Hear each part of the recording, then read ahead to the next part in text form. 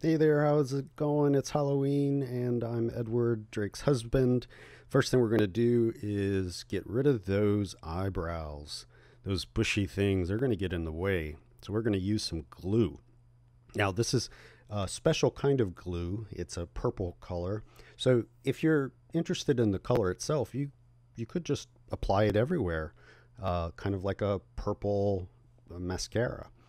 All right, so we cover it with white and then we start to paint our face grass green.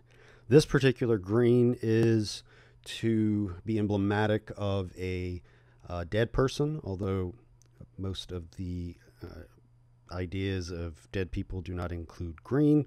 But this comes from the Hocus Pocus fiction movie. This is Billy. And so we're going to make a sort of a dog eye patch right there, but we're going to do it on both sides so it won't look so much like a dog. Okay, the black around the eyes are meant to show the cavernous nature of the eyes, um, sort of peeking out of the grassy green. All right, and now we're going to just perfect the little bit there and make sure the nose looks good. Okay. All right, next step is we're going to put the little blades of grass. Yep, we want to make sure to distribute them very evenly, and try to go along the cheek line.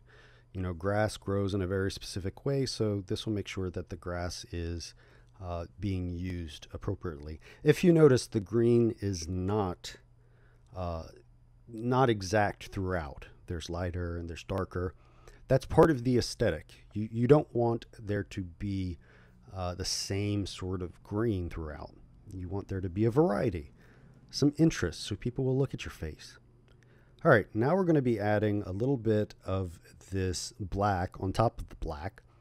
We want to make sure that the black actually highlights the black, and it's a very skilled effort for makeup artists to highlight black with black.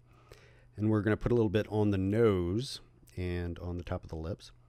Now we're going to make the grass look more three-dimensional. We do that by adding a little bit of white shading around the grass. The nose, of course, is one of those pieces of grass that we're looking at. Okay, so now that we're done with that, we're going to take this lighter shade of green and then this other shade and make the grass look more like they are full grown. That's the way to say it. Yes, they're not just light pieces of grass. They're strong pieces of grass.